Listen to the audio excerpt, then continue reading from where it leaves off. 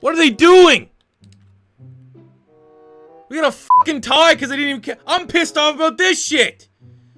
If you're fucking gonna beat me, beat me. Don't give me a fucking tie, man.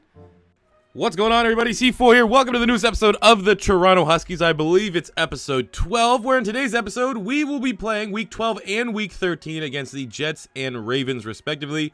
Now, what you saw to open up was footage of a game that's now been sent into the vaults to never be opened again. I actually had to quit out of the Jets game and restart it because, as you can see, that game went to overtime and the Jets played for a tie. And I was like, I'm not having that in one of my videos. I'm just going to replay the game. But I felt like it goes with the mentioning. I don't want to have everything behind smoke and mirrors. Sometimes this Madden game's absolute ass, and that was the case. Now, I put it on Twitter, tagged a bunch of devs, have yet to hear anything back. But yeah, it appears that this game goes to overtime. The computer is playing for a tie, and that is completely unacceptable. It's completely unacceptable. So that will be this week. We get to play this Jets game, and hopefully we can not tie. I have bumped the difficulty, the base difficulty, up to all Madden just to try it out for a little bit.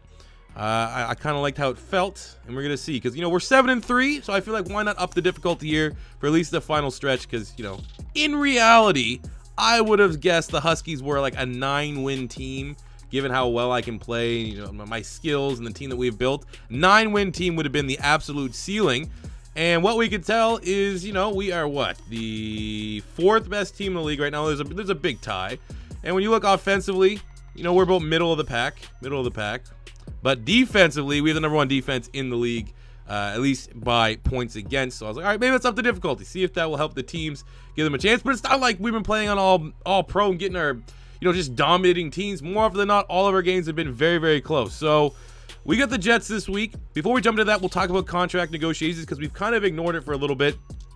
Basically, I want your guys' opinion. What players should we try? Obviously, we had the blow up with Corey Coleman's contract extension, which kind of sucks because he's definitely our number 1 wide receiving target and has a great rapport established with Josh Allen so far. Big one for you. First up is Shaq Lawson. He's 25. He's a 78. We're playing pretty well with him, but I don't know, guys. If you guys want me to get him or not, let me know. Bodine's been all right at center. McCarron, I mean, just to keep his wife around, it's a good morale boost around the office, but he is an expensive backup. We have Agnew, who we actually whiffed on here. He didn't want to come back. Ultimately, he's just a return man. He's replaceable. So, yeah, if you guys want me to look at bringing back Shaq Lawson in particular, let me know in the comments. We have this Week 12 matchup here against the Jets. Quick scouting report. We're not going to hold up too long here. Sam Darnold's been pretty good. I mean, we played the Jets like 2-3 weeks ago, so it still should be kind of fresh. They're running the balls average. Robbie Anderson's pretty good. Jordan Matthews having a little bit of a career resurgence here. 6 touchdowns on the season. Defensively, Avery Williamson's making plays all over the field. 5 sacks here from Leonard Williams. Jamal Adams in the secondary is their leader. But all in all, the Jets, this is still a winnable game. They're 4-6. They're trying to stay in the AFC East hunt. So this is going to be a competitive game. Let's get it.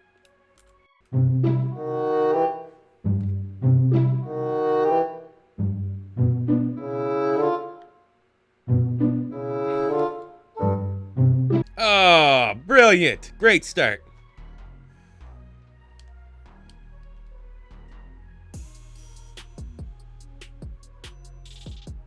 Beautiful. 10th sack of the year.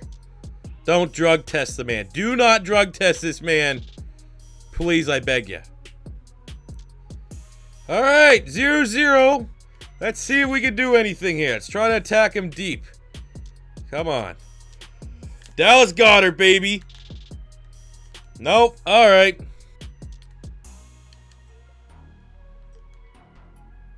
Oh, another one. Bites the dust.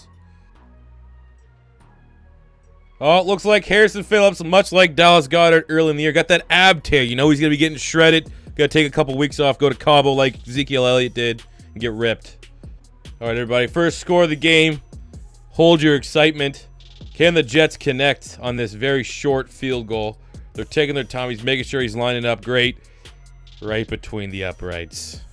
3rd and 4. I don't know what the wind is. The wind is pretty crazy, so if we have it with us, we're in field goal range. I don't know what direction it's going against, but we don't want a field goal here. We're going to lob it up. Oh, come on. There we go. Big catch. I don't know who that is. 81. Chris Conley putting us into the red zone. Let's bring it in here live. 1st and 10 on the 13. You got, who's that? Keith Marshall. Keith Marshall trying to come with a big play. Has a friggin' hole the size of Jenna Jameson. It can only gain 5 yards. Maybe that's why he's been a free agent his whole life.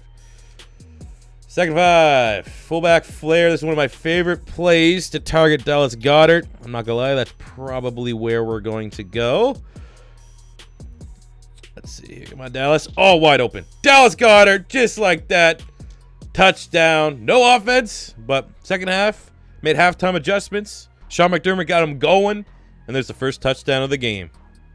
All right, let's dial up a blitz in the boringest game that's ever been played of Madden. 3rd and 5.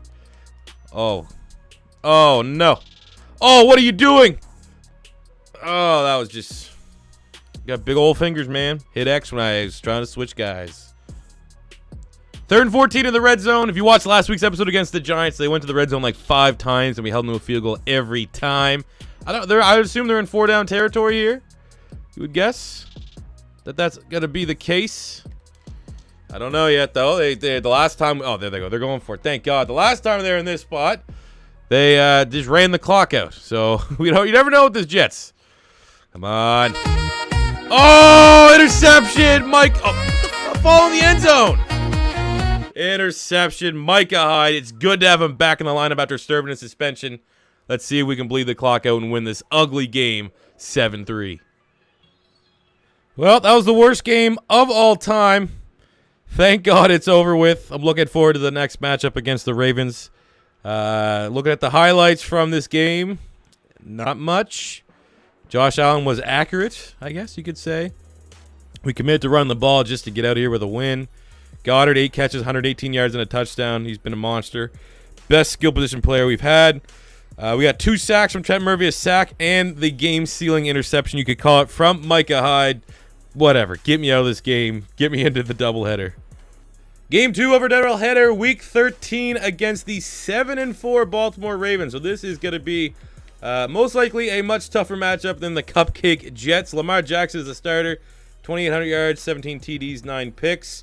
Of course, they don't have the QB sim for rushing quarterbacks fixed yet, but I don't know if that's actually going to happen when we actually play him. Maybe he will scramble a little bit more.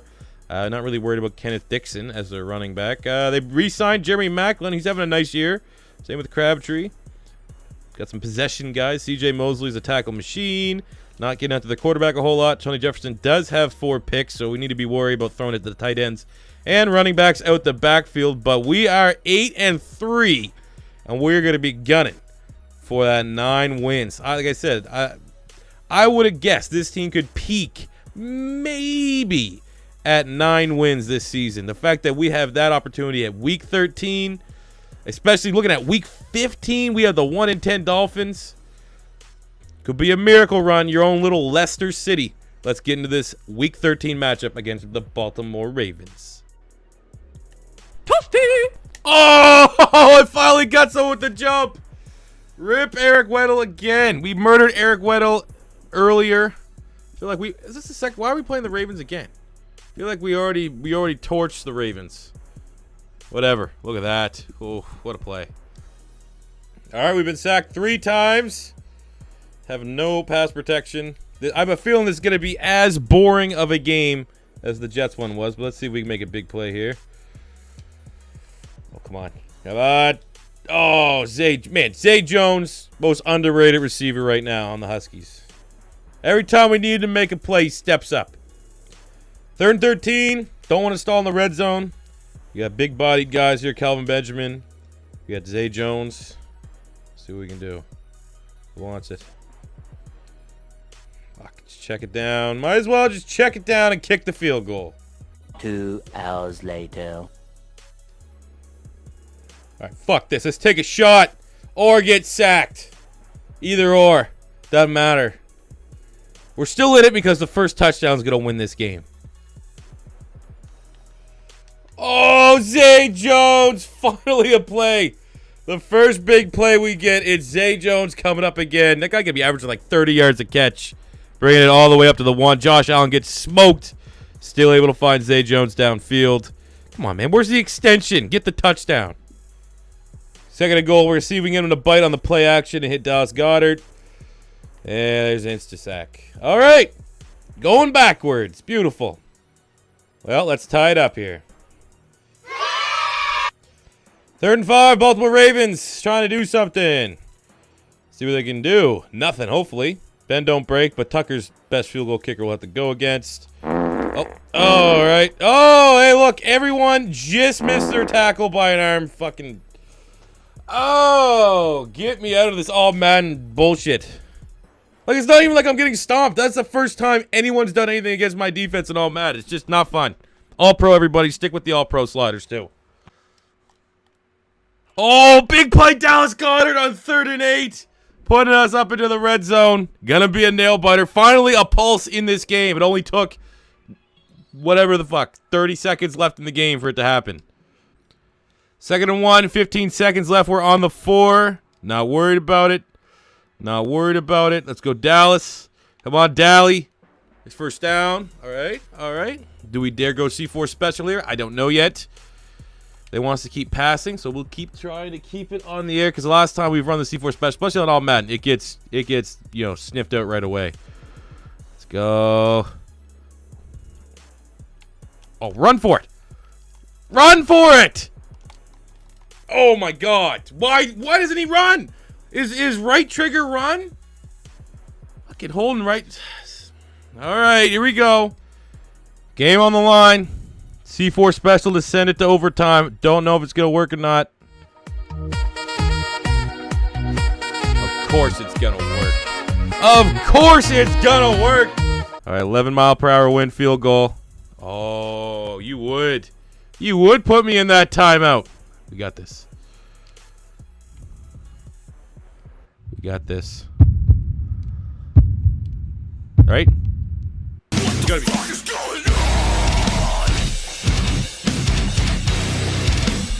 What?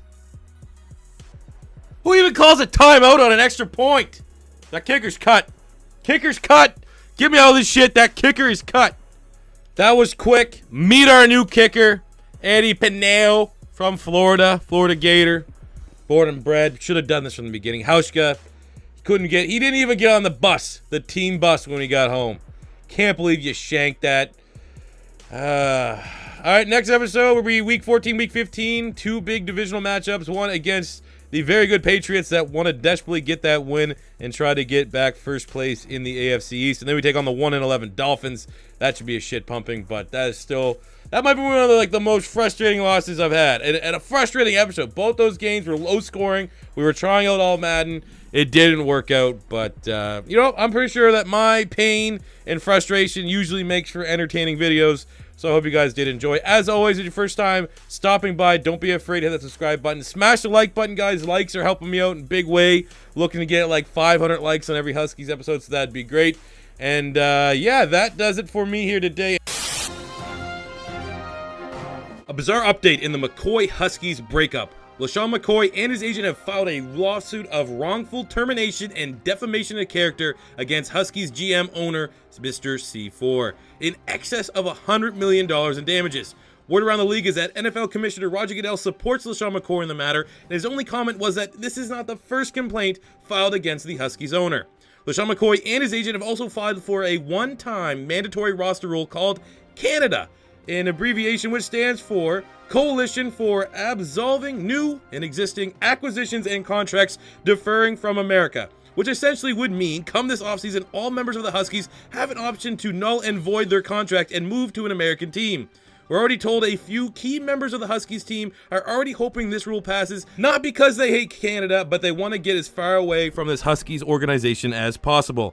President Donald Trump supports LaShawn McCoy's roster rule and states that it would be huge for the sport, and the only thing worse than an Anthem kneeler is an American super athlete, the greatest in the world, playing in Canada. All we know for now is that a decision will be made at the conclusion of the regular season, and you need to wonder how that affects the AFC East leading Huskies as they look to complete the historic Year 1 franchise run and get into the playoffs. Talk to any of you. money I'm spending, I'm out and I'm shopping. You talking that shit, well you talking to talking. Look at my options, look at me dropping. Ass in the game, like who are you stopping? Not me, not me, not never. Not me, not me, not never. Not me, not me, not never. I'm way too clever. Look at the kid, Mr. Consistent, I'm doing it big.